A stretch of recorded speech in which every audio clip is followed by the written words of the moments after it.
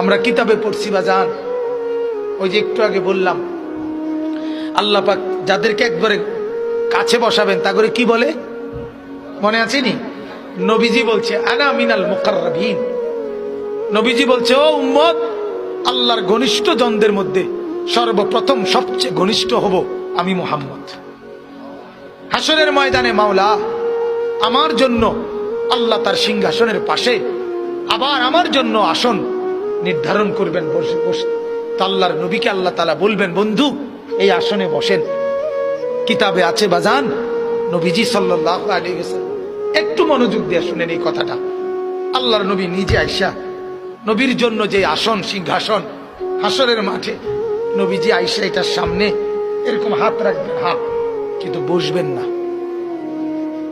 আল্লাহ তাআলা বলবেন বন্ধু এই আসন তো আপনার জন্য, বন্ধু বসেন না, আপনি বসবেন না।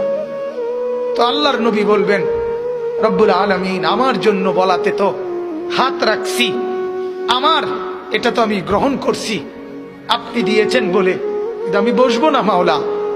আল্লাহ বলবেন কেন বসবেন না? আল্লাহর নবী বলেন রব্বুল আলামিন আমি যদি বসে যাই হাসরের এই বিরাট ময়দানে আমার উম্মতের জন্য দৌড়াবে কে? আমার কোথায় কোন উম্মত গুনার কারণে নাফরমানির কারণে আটকে যায় কিনা?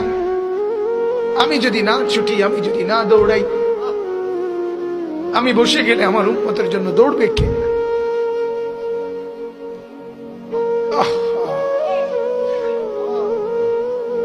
না বাপ,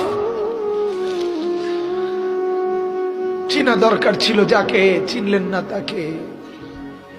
হায় যুবক, বন্ধুকে চিনলা না, দুশ্মনকেই বন্ধু বানাইলা, দুশ্মনকেই বন্ধু বানাইলা।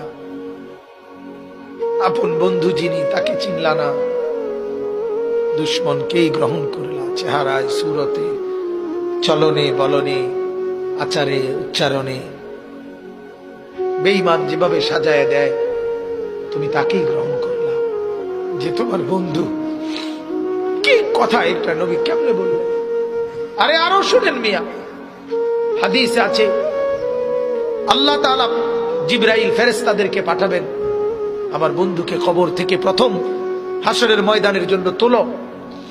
তখন জিবরাইল আলাইহিস সালাম, মিকাইল, ইসরাফিল, আজরাইল, 4 ফেরেশতা মদিনার রওজায় নবীর কবরের সামনে আসবে। আর ফেরেশতারা একজন আরেকজনকে বলবে তুমি ডাকো নবীকে। সবাই বলবে না, শেষ পর্যন্ত